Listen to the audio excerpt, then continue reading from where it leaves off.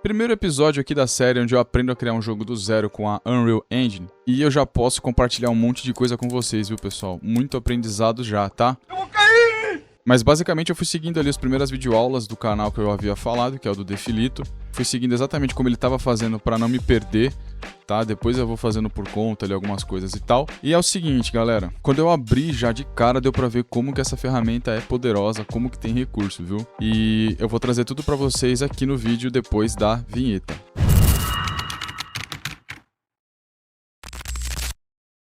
Bom demais. Então, rapaziada, comecei do básico, né? Instalando a Unreal, obviamente. Abrindo um projeto e dei uma olhada nisso. Aqui de cara dá pra ver que tem vários presets já pra você começar o seu projeto. Então tem terceira pessoa, primeira pessoa, tem de veículo. Eu imagino que esteja tudo muito bem já organizado lá dentro, viu? Pra seguir aqui as aulas do Defilito, eu escolhi terceira pessoa. E aí, de cara, eu já fiquei com uma dúvida sobre Blueprint e C++. O que acontece, rapaziada? O Blueprint, ele é como se fosse uma facilitação de código, sabe? É como, ao invés de você mexer com linguagem de programação, você vai simplesmente arrastar os blocos e conectar os pontos. Então, por exemplo, se eu fizer tal coisa, meu personagem pula. E aí você visualmente monta isso e conecta, né? Se fosse seguir o C++, que aqui tem a opção de escolher também, seria tudo na base do código. E aí eu fui tentar entender um pouco mais sobre como que isso funciona. Primeira dúvida que eu fiquei é, será que num projeto que eu crio com Blueprint eu posso colocar código C++? A resposta é que sim, dá para fazer mesclado. E aí qual que é a estratégia que eu vi que recomendam na internet? Você usa Blueprint para fazer as estruturas básicas, né, os comandos básicos, tipo esse que eu falei no começo. Se apertar A, pula, para fazer essas coisas mais triviais. E com código você vai refinando um pouco mais ali da lógica. Então, sei lá, um movimento mais complexo do personagem, né? Uma interação com um cenário mais complexa, sabe? Então, essa foi a minha primeira dúvida e eu vi que é possível sim. Beleza? Além disso, pessoal, as blueprints elas são menos performáticas, mas mais práticas se comparado com a programação com C++, tá? Então C++ ele é mais performático. Um outro ponto, tá? Eu vi que uma desvantagem bastante recorrente sobre o Blueprint é que quando o projeto vai crescendo, vai ficando muito desorganizado, né? Parece ele... Como é que fala? Balaio de gato que fala? Quando fica muito... Bala de gato. Então, Blueprint, embora facilite muito comandos básicos, se você usar demais eles, podem ficar bem desorganizados. Inclusive, já nesse episódio, eu já comecei a perceber isso, tá? Já comecei a perceber que coisas simples, já começam a ficar confusas ali. Outra coisa, a minha placa de vídeo é uma RTX 3060 de 12 GB, se eu não me engano, tá? E no canal que eu tava assistindo, tinha uma terceira opção, que era escalável, alto, máximo e mínimo. Só que a minha não tinha o mínimo, tá? Aqui não tinha opção mínima, então eu tô indo no escalável aí e até agora eu não tive problema. Consegui inclusive gravar a tela no OBS mexendo no Unreal. E essa variante, eu não faço ideia do que seja, não...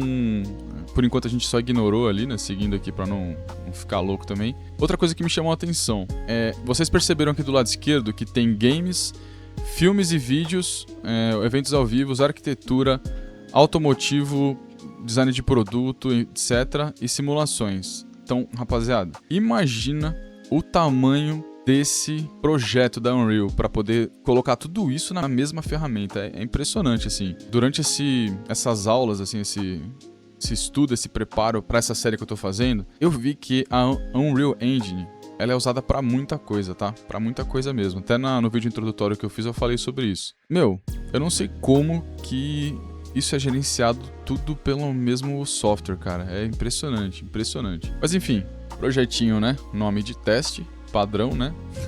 Afinal, só estou testando tudo. E aí, de fato, começou a abrir o motor da Unreal, beleza? Se você perceber, você vê que na primeira vez que você tá abrindo, né? Dá umas travadas, talvez para vocês não estejam aparecendo.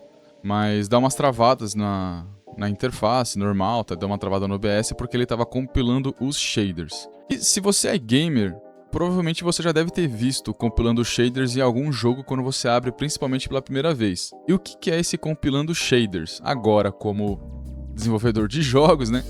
eu sou obrigado a saber, né? Eu sou obrigado a saber disso para poder pensar nisso também durante o desenvolvimento. Mas nada mais é do que uma série, eu vou simplificar bem até porque eu não sei tanto, mas pelo que eu vi, é uma série de pacotes que o software vai criando de acordo com a sua GPU. Então, se você tem uma GPU RTX 3060, ele vai compilar os shaders para ter a melhor performance, né? Ficar mais otimizado para sua placa de vídeo. Se você tem outra, aí vai compilar shaders de outra forma, né? Para poder se adaptar, etc. Então, sem o compilador de shaders, sua placa de vídeo não consegue executar aquele jogo ou aquele software, né? Aqui no caso, Unreal Engine. Esse compilando shaders, assim como nos jogos, só demora a primeira vez, porque depois ele cria ali um sistema de cache, né? De armazenamento local, a não ser que você instale novos recursos, né? Aí beleza, aí vai fazer de novo e tal. Mas ele tem esse sistema para otimizar o carregamento. A ideia aqui não vou entrar muito no técnico, tá? Do que é compilando shaders, tá? Quando um dia eu aprender, eu posso fazer um vídeo falando só dessas coisas aí, beleza? Bom, shaders compilados, agora foi meu primeiro contato com o Unreal. Gente, olha isso. Já vem praticamente tudo pronto no cenário, tá? Esse cenário veio totalmente pronto. Eu não tive que fazer nada, só com aquela configuração que a gente criou lá clicou criando o projeto, ele já abriu tudo. Então facilita muito, muito, muito, tá, gente? Fui testando, né, mexendo nos objetos, etc, para poder entender como que eram os botões, né? Acho que até a primeira ou segunda aula do Defilito ele ensina o que é cada comando, atalhos e tudo mais. Acho isso super importante, viu, gente? Uma coisa que eu não ligava antes é atalhos e botões do software, assim. Eu ia meio que na raça. Depois eu descubro como é que faz e tal. Mas com a maturidade eu aprendi que vale a pena gastar um tempo para poder aprender esses atalhos, viu? Botei para rodar aqui, tá? Testei com controle, não foi. Beleza, ele não funcionou com controle, mas ele deveria ter funcionado até onde eu vi.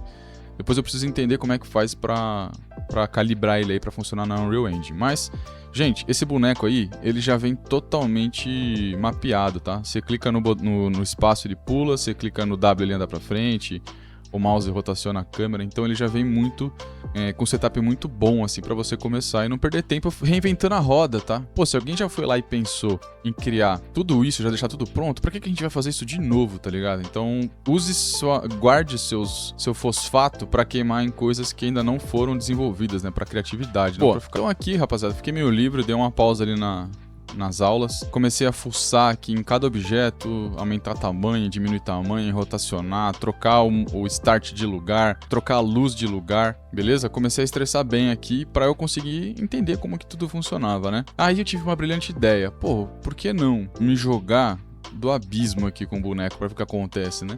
Como eu tenho livre-arbítrio, foi exatamente isso que eu fiz, eu coloquei aqui uma caixa, né, pra facilitar nossa escalada, diminuir aqui, né, a altura.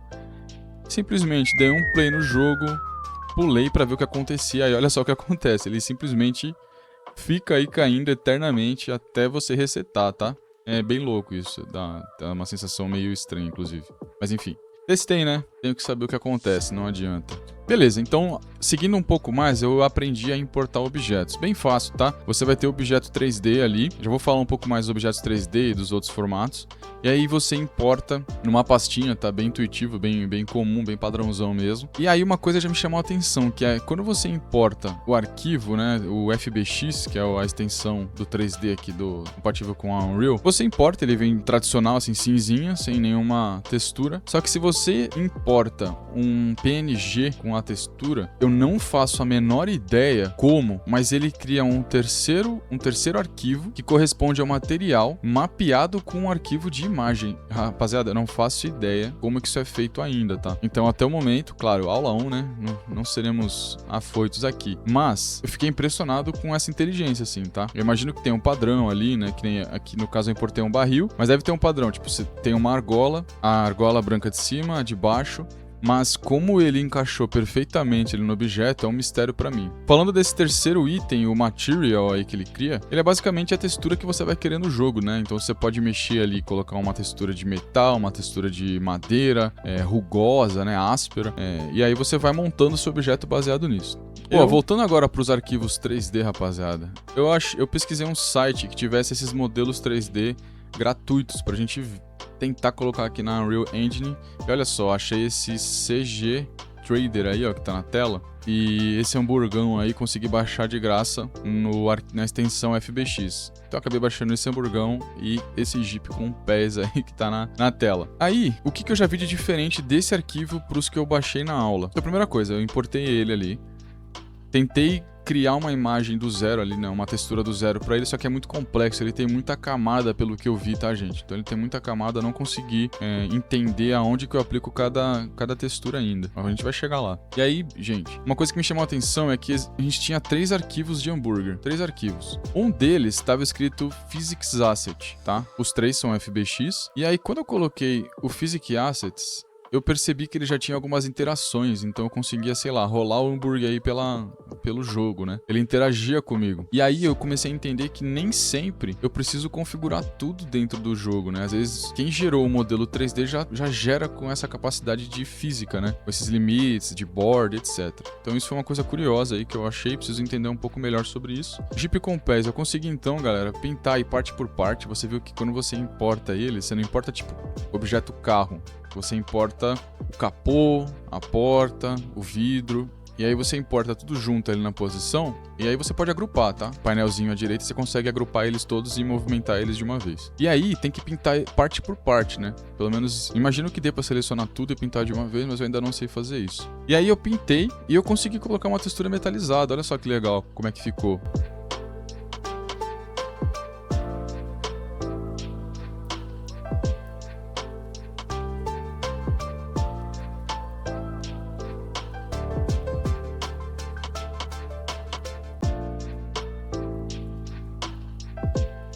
O que eu fiz, tá? Para entender um pouco mais sobre como os objetos funcionam, eu tentei subir no barril, né? Esperando que o boneco entrasse, né? Ele ficasse dentro da parte aberta do barril. Só que isso não aconteceu, né? Então eu comecei a entender como que os objetos, como que o limite dos objetos eram feitos, tá?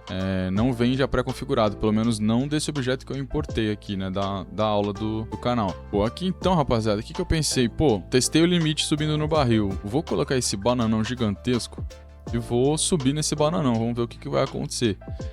Realmente ele não tem... A Andressa tá rindo aqui do lado. Toda vez que eu falo subir no bananão, ela dá risada.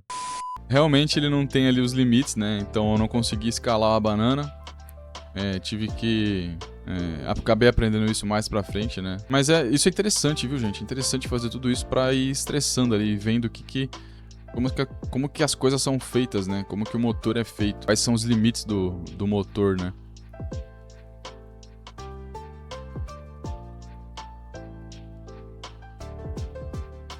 E aí, uma das aulas chama colisões. Aí nessas aulas de colisões a gente aprende a configurar. Então olha que interessante. Quando você seleciona um objeto, você dá 2 cliques nele ali, à direita tem uma porrada de coisa, tá? Mas, seguindo ali a recomendação do professor, a gente olhou só para a parte de colisão aqui, ó. Colisão. Então a primeira coisa que tem que saber é que existem as predefinições, tipo de você bloquear a colisão, né? Ele não interagir com nada.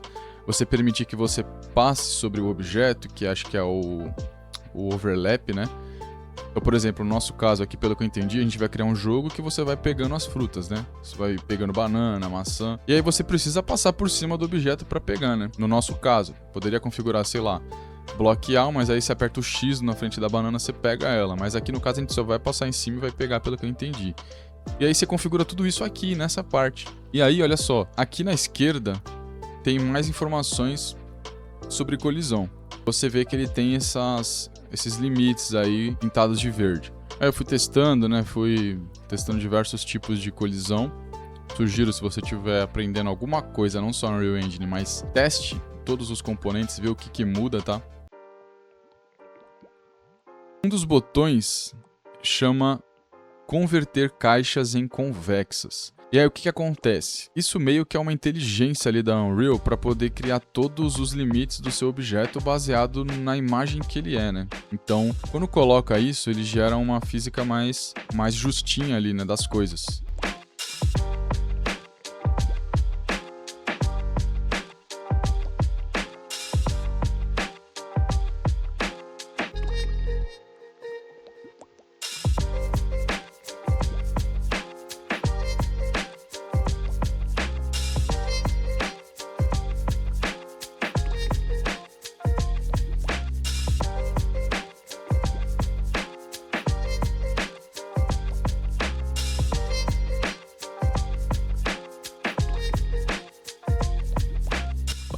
Nessa aula, a gente já começou a ver também blueprints. E aí eu comecei a entender como que as coisas podem sair do controle. Tem até algumas ferramentas que conseguem te ajudar a organizar, tá? Mas pode sair muito do controle, viu, gente? Então a primeira coisa que você tem que fazer é criar um blueprint. Então você vem aqui onde tem a pasta, onde tem os arquivos, e com o botão direito vai lá e seleciona classe blueprint. E aí você vai escolher, e aí eu escolhi character, tá? Seguindo ali as instruções do professor. Para quem é programador ou programadora, já se liga o que significa isso, né? Classe Py. Significa que você vai usar uma estrutura com instruções já pré-definidas e aí todos que herdarem isso vai ter essa implementação default e aí você pode escalando, né? Colocando coisas específicas da sua implementação, mas sempre controlado por uma classe Py, que é um actor no nosso caso aqui. Imagino que exista uma classe actor blueprint ou só actor e aí você... herdando, né? Aqui a gente está criando o blueprint banana. O blueprint banana é filho da classe Py, né? É filho da classe Py, né? Da classe actor. Então tudo que actor faz, banana faz, mas nem tudo que banana faz o actor faz, entendeu? Talvez um conhecimento de programação ajude bastante a entender, tá? Entender isso aqui até debugar algum problema e tal. Mas beleza, então você praticamente tem que transformar, né, essa banana em um componente blueprint, num objeto blueprint. E aí você vem aqui, coloca que é um static mesh. E aí, rapaziada, toda vez que você já arrastar esse arquivo blueprint para a cena, você vai ver que já traz a banana. Então você não precisa ficar criando isso toda vez. Você criou um blueprint, pô, beleza, vamos reutilizar ele agora. Da mesma forma que você arrasta um objeto no cenário, você pode também arrastar o blueprint para referenciar esse objeto. E aí, qual que é a usabilidade, né? Às vezes você quer ter bananas no cenário que não fazem nada, sejam só enfeites. Aí não precisa ser blueprint. Mas se eu quero, por exemplo, ter uma interação, né, se eu quero coletar essas bananas, por exemplo, eu sou obrigado a transformar isso num blueprint, né? Senão não tem interação nenhuma. Então isso foi o que eu entendi aqui até o momento. Tá ficando super claro, gente. Tá ficando claro, assim, como que as coisas se conectam aqui dentro, tá? Então isso é muito legal. A gente vê com 3 eventos padrões aí, né? Que é o Begin Play, Actor Begin Overlap e Event Track. Então, esse primeiro é toda vez que começar o jogo, ou quando você começar a jogar, ele vai disparar uma ação. Então aqui a gente testou aqui só com o hello, então toda vez que a gente começar o jogo vai aparecer hello escrito lá na esquerda.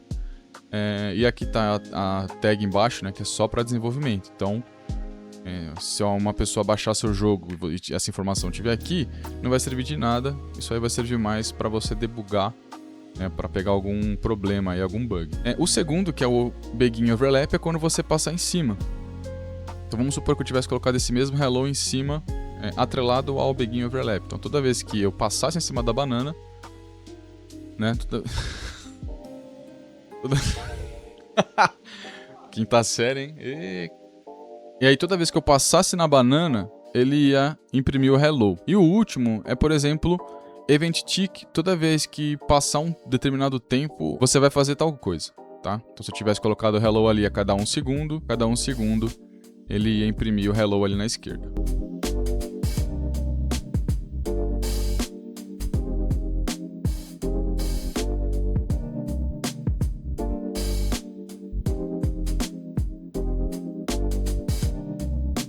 Deixa eu mostrar pra vocês como que ficou o blueprint no final das contas, tá?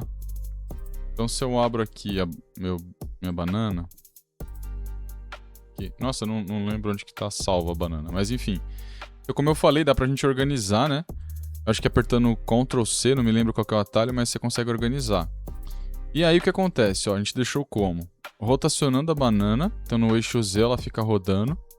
Aqui é muito interessante, gente, que aqui a gente consegue já fazer a relação com o manequim, que é o nosso personagem aqui, é o manequim, né? Acho que aqui nem tá escrito manequim, mas enfim. Então, o que acontece? Quando eu passar por cima da banana, eu vou destruir o objeto banana, né? Eu vou capturar esse objeto, então ele tem que sumir do cenário, né? Então é assim que tem que pensar para fazer as interações no jogo. Se uma coisa some dali, você tá destruindo ela do cenário, entendeu? É muito louco, muito louco. Mas enfim, por enquanto está dessa forma. E aí vamos fazer o seguinte, deixa eu abrir o local do arquivo. Aqui, ó, tá desorganizado, preciso organizar aqui né? Mas enfim, vamos colocar aqui, ó, um monte de banana aqui já